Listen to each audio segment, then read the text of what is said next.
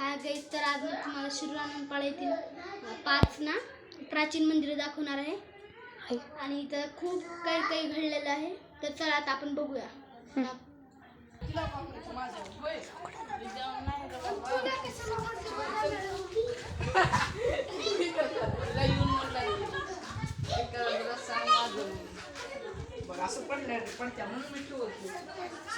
हो काय गाईज, इथं वट्टे बनवलेले आहेत त्या बसायला.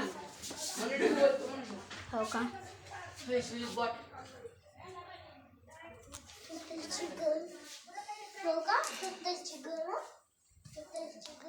इथं किती छान बनवलेले आहे खांब. आणि ही राक्षसांनी बनवलेले आहेत, कारण देवांनी सांगितले होते राक्षसांना की ह्या गावात ना शिरूरानंपाळमध्ये एक ही मंदिर नाही, तर तुम्ही तिथं 5 मंदिरं एका रात्रीतून काढून दाखवा, मग तुम्हाला आम्ही आमचा अर्धा हिस्सा देतो म्हणते.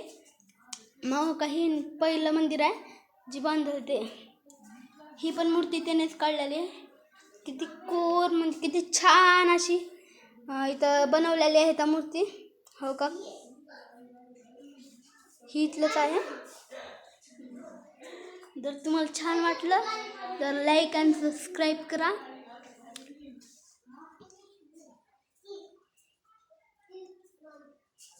हो का, इथं मिरर ठेवलेलं आहे. तिथं हो का, इथं गंध आहेत लावायला.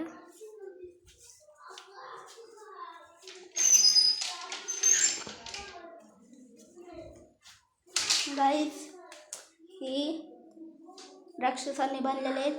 इथं खाली ना आड आहे, ही पाणी इथं महादेवावर पाणी टाकलं, इथून हे आडच जातं. ही माणसाने बनवलेली आहे मूर्ती आणि त्याला स्थापित केलेली आहे.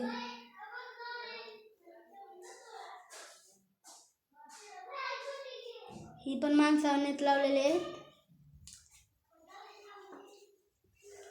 आणि ह्या आडीत एक असा प्रकारचा धोंड आहे की त्याला लोखंडाला लावलं ना तर त्याचं सोनं बनते. तर चला आज आपण पुढे बघू.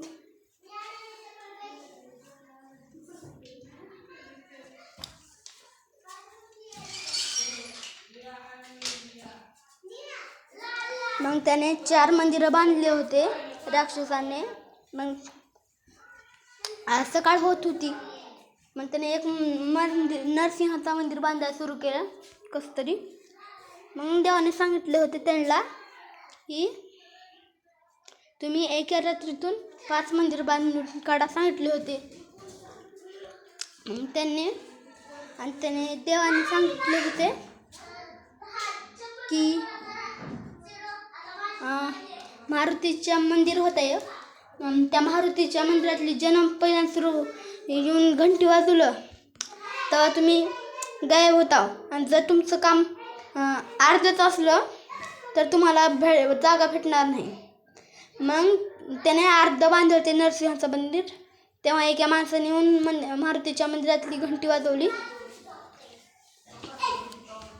मग सगळे राक्षस गायब झाले आणि उरलेलं जे मंदिर होतं ती माणसाने बांधून काढलं.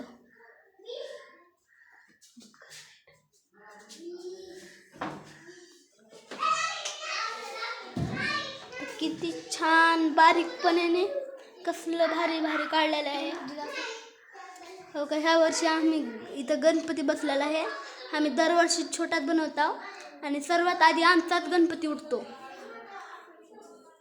आणि उरलेली जी गणपती